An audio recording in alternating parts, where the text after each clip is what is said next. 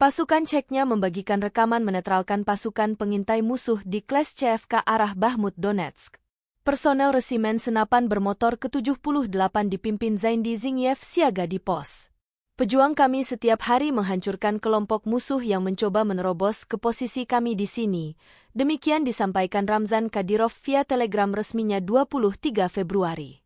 Dalam rekaman, tentara Ukraina coba menerobos perbatasan Bahmut ini dengan kelompok kecil, tapi ini tidak menyelamatkannya. Namun upaya percobaan ini dihentikan tentara Ceknya. Pengintaian kami dengan cepat mendeteksi musuh dan operator UAV melenyapkan penyusup dengan panduan yang tepat. Tak hanya menetralkan musuh, drone juga mengidentifikasi titik keberangkatan musuh dan menghancurkan sisanya.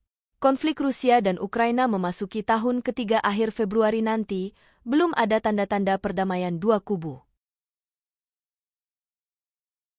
Download Tribun X sekarang, menghadirkan lokal menjadi Indonesia.